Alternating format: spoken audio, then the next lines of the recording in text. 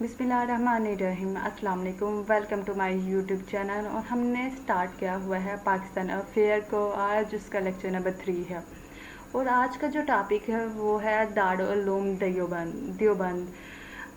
सबसे पहले चलते हैं इसके बैकग्राउंड पर, इसके पस मंज़र पर, इसके देखते हैं क्या क्या वजूहात बनी जिसकी वजह से इस इंस्टीट्यूशन को कायम करना पड़ा, इस मदारस को कायम करना पड़ा। सबसे पहले जो रीज़न थी वो थी वार्ड ऑफ इंडिपेंडेंस 1857। अब वार्ड ऑफ इंडिपेंडेंस 1857 के बाद मुसलमानों की जो हालत थी ना वो म्यूस्कन हो चुकी थी। मुसलमानों को उनकी मुलाजमत से बेदखल कर दिया हुआ था और मुसलमान जो थे ना इंतहाई मफलूक हो चुके थे। अब उनके पास ना कुछ करने के लिए थे, वो पॉलिटिकली, इकनॉमिकली, सोशली हर तरफ से सफ़र कर रहे थे। उनको कोई राइट नहीं था दिया गया, हर तरफ से उनको उनकी कोर्ट कर दिया गया था। वो बिल्कुल अंधेरों में चले गए हुए थे। तो सबसे एक जो रीज़न बनी थी ना वो ये रीज़न थी। उसके बाद जो दूसरी रीज़न बनी कि हाजी मोहम्मद आबिद जो थे ना उन्होंने क्या किया कि उन्होंने एक हाथ देखा जिसमें उनको हज़ूर पाक सल्लल्लाहु अलैहि वसल्लम की ना ज़ियारत नसीब हुई। तो फिर उन्होंने क्या किया, अपने मानने वालों को बुलाया अपने पास। उन्होंने कहा कि हमें एक मदारस कायम करना चाहिए जिसमें हमें दीनी तालीम देनी चाहिए, क्योंकि दनियाई तालीम जो थी वो सर सैयद अहमद अली ख़ान की अलीगढ़ मूवमेंट से शुरू हो चुकी थी। मुसलमान दनियाई तालीम तो हासिल कर रहे थे लेकिन मुसलमान जो थे ना वो दीनी तालीम से बहुत दूर होते जा रहे थे।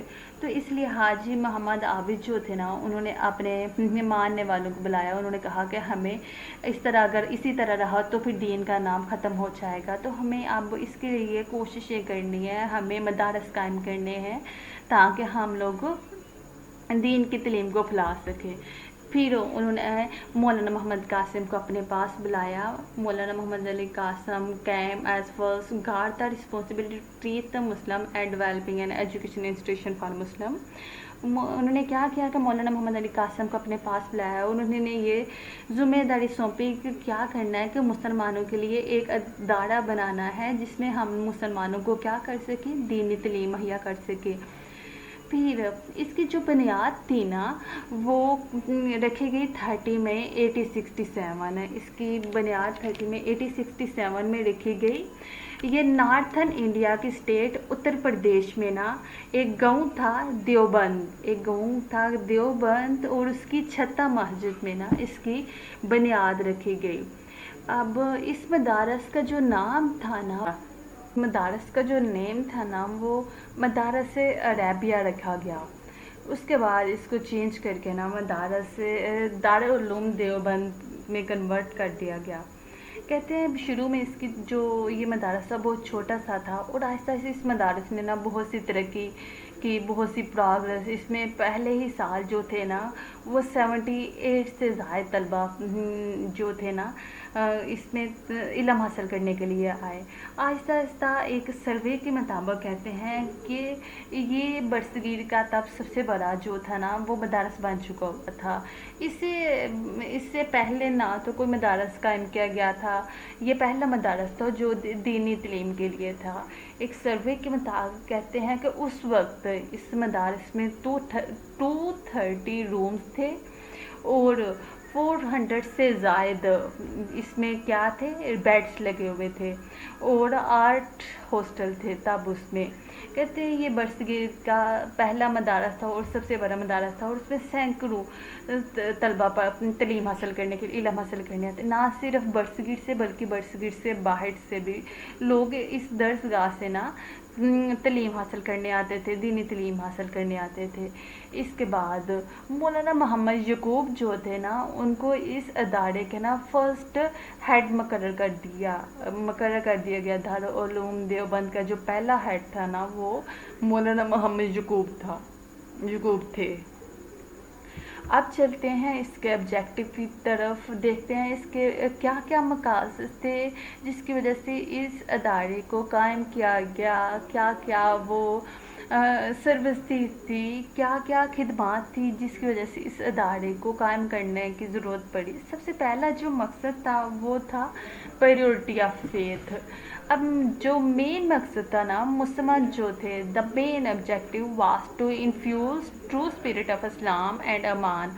अब जो मुस्लिम थे ना, उन्होंने अन इस्लामिक प्रैक्टिसेस जो थी ना वो अडॉप्ट कर ली हुई थी, जैसे कि बहुत सी वो दीन में बिदात लेके आ गए हुए थे, जैसे कि बर्थ, वेडिंग और बहुत सी और सी डेथ पर बहुत सी रिचुअल्स सेरेमनीज उन्होंने अप्लाई कर ली हुई थी। अब उन्होंने देखते थे कि उनके बरसगी में सिर्फ मुसलमान ही नहीं, बहुत से और अकायद के लोग भी रहते थे, तो उन्होंने मुसलमानों ने ना उनकी टीचिंग्स भी अडॉप्ट कर ली हुई थी। अब इस जो मदारस का मकसद था, इस इंस्टीट्यूशन का मकसद था कि प्रायोरिटी ऑफ फेथ करना, मुसलमानों को बताना कि इस्लाम क्या है और अमान क्या है। इसके बाद जो सेकंड इसका ऑब्जेक्टिव था वो था एजुकेशन ऑफ मुस्लिम। जो एक सेकंड मकसद था कि मुसलमानों को दीन की तालीम देना था, क्योंकि मुसलमान जो थे वो दीन की तालीम से दूर हो चुके हुए थे, वो दुनियाई तालीम की तरफ बढ़ गए हुए थे, क्योंकि सर सैयद अहमद खान ने अलीगढ़ तहरीक से मुसलमानों के अंदर दुनियाई तालीम का शौक़ तो पैदा कर दिया हुआ था, लेकिन जो मुसलमान थे ना वो अब दुनिया की तालीम से दीनी तालीम से दूर हो चुके हुए थे। मुसलमान दीनी तालीम की तरफ इतना फोकस नहीं थे दे रहे। तो हाजी मोहम्मद आबिद आए, उन्होंने कहा कि असल जो तरक्की है, असल जो हम लोग इस तरह इतनी मफलूसी में चले हुए हैं, हम इससे दूर हो सकते हैं अगर हम दीन की तरफ बढ़ जाएं। तो उन्होंने क्या किया कि मुसलमानों को ना दीन की तालीम देनी शुरू कर दी। अगर दीन की तालीम देंगे तो बहुत से मुफ्ती, बहुत से उल्मा, बहुत से राइटर, बहुत से जो अजीम लोग हैं ना उनकी पैदावार होगी। तो इसलिए इनका जो मेन फोकस था ना वो मुस्लिम को ना दीनी तालीम देनी थी, एजुकेशन था मुस्लिम। इसमें जो जो मेन मोटो था इस इंस्टीट्यूशन का कि वो मुस्लिम को एजुकेशन देनी है, स्पेशली किसकी, दीन की एजुकेशन देनी है। अब इसका जो तीसरा ऑब्जेक्टिव था वो था क्लोजर पब्लिक रिलेशन, पब्लिक के साथ अच्छे रिलेशन कायम करने हैं।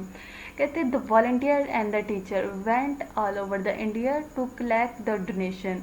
जब जो इसके वॉलंटियर और इसके जो टीचर्स जो थे ना वो इंडिया में गए डोनेशन लेने, तो लोगों ने बड़े अच्छे तरीके से उनकी मदद की, लोगों ने उनको रिस्पेक्टेबल वे से ट्रीट किया, लोगों ने उनके साथ फुल ऑफ कोऑपरेट किया और उनकी हेल्प आउट किया गया। तो इस तरह उनके जो थे ना आम पब्लिक से, आम लोगों से बड़े अच्छे रिलेशन थे। पब्लिक के साथ वो मिलजुल कर बातचीत करते थे और अपनी बात समझा सकते थे। उनका रिलेशन लोग अंडरस्टैंड करना शुरू हो गए थे, उनको लोग समझ रहे थे उनको। इसके बाद जो अपने ऑब्जेक्टिव था वो था रिफॉर्म इन सोसाइटी। अब ये जो इंस्टीट्यूशन था इसका सिर्फ फोकस एजुकेशन पर ही नहीं था, ये सोसाइटी के लिए भी काम कर रहा था। ये सोसाइटी में रिफॉर्म्स लेके आ रहा था, जो बुरी चीज़ें थी, जो अनलॉफुल एक्टिविटीज़ थी ना उनको ख़त्म करके ना लॉफुल एक्टिविटीज़ को लेके आ रहा था। ये एजुकेशन के साथ साथ दुनिया के लिए भी काम कर रहा था, ये लोगों के वेलफेयर के लिए काम कर रहा था, ताकि लोगों की परेशानियां दूर हो, उनको जॉब्स दे रहा था और भी बहुत से काम लोगों के वेलफेयर के लिए जो सोसाइटी के लिए बेहतर थे। तो ये बेसिकली रिफॉर्म्स लेके आ रहा था सोसाइटी में ये इंस्टीट्यूशन। उसके बाद इसका जो ऑब्जेक्टिव है वो प्रीच ऑफ इस्लाम। अब तबलीग थी इस्लाम की। अब क्या था, like education the main objective was to preach people of India about Islamic teaching. अब क्या था, इंडिया में और भी बहुत से कायद के लोग रहते थे। अब लोग जो मुस्लिम थे ना वो उनको अपने जो कायद थे, जो इस्लामिक टीचिंग थी ना उनसे दूर हो चुके हुए थे। वो दूसरे कायद, वो क्रिश्चियंस और भी बहुत से जैसे हिंदूस, उनके कायद को फॉलो करने, उनकी बहुत सी रस्मात, उनसे रिचुअल्स, बहुत सी ऐसी इस्लामिक जो प्रैक्टिसेस थी ना उनको भी फॉलो करने शुरू हो गए। तो इस जो इंस्टीट्यूशन का मकसद था, इस अदारे का जो मकसद था कि मुसलमानों को प्रीच करना, तबलीग करना कि इस्लाम क्या है, इसके एथिक्स क्या हैं, इसकी टीचिंग्स क्या है, ये सिखाना था। इसके साथ साथ जो एक और ऑब्जेक्टिव था वो था पॉलिटिकल सर्विसेज। یہ انسٹیٹیوشن جو تھا نا دارالعلوم دیوبند، اس نے صرف دینی علوم پر ہی کام نہیں کیا، اس نے ریلیجیس کام نہیں کیا، اس نے ریلیجیس کے ساتھ ساتھ پولیٹیکل سروسز بھی نہیں ہیں. جیسے کہ مولانا حسین احمد مدنی جو تھے نا، انہوں نے اپنی ایک جماعت بنائی جس کا نام تھا جمعیت العلماء ہند، اور یہ سپورٹ کر رہے تھے کانگریس کو. اور اس کے ساتھ ساتھ مولانا اشرف علی تھانوی جو تھے نا، انہوں نے بھی اپنی جماعت بنائی اور جمعیت علماء اسلام، اور یہ سپورٹ کر رہے تھے مسلم لیگ کو. اس طرح بہت سے نامور لوگ انہوں نے پیدا کیے جو سیاست میں اپنے کام کر رہے تھے، سیاست میں مسلمانوں کی حمایت کر رہے تھے اور کچھ کانگریس کی حمایت کر رہے تھے. جو مولانا شبیر احمد عثمانی ہے نا، اس کے ماننے والے تھے، انہوں نے تحریک پاکستان میں نا قائد اعظم کا بھی بھرپور ساتھ دیا تھا. بہت سے لوگ ایسے تھے جو بعد میں اٹھے اور انہوں نے سیاست میں آ کے مسلمانوں کا ساتھ دیا، اور ایون تحریک پاکستان تک مسلمانوں کا ساتھ دیتے رہے اور پاکستان بننے میں مدد کی. تو یہ جو انسٹیٹیوشن تھا نہ صرف دینی بلکہ دنیائی زندگی پر بھی فوکس تھا، لیکن اس کا جو میجر فوکس تھا نا وہ تھا دین پر. یہ دینی تعلیم سکھانا چاہتے، یہ چاہتے تھے کہ یہ نہ ہو کہ ہم دنیا کی تعلیم کی طرف بھاگتے بھاگتے دین کی تعلیم سے دور ہوتے جائیں، اور اپنے جو ایتھکس ہیں، جو اپنی ٹیچنگس ہیں، جو اسلامک ٹیچنگس ہیں، ان کو بول بیٹھے. Thank you. میری اس ویڈیو کو لائک، سبسکرائب اور میرے چینل کو سبسکرائب کر دیجیے گا، اور اپنی دعاؤں میں یاد رکھیے گا. اللہ حافظ، فی امان اللہ.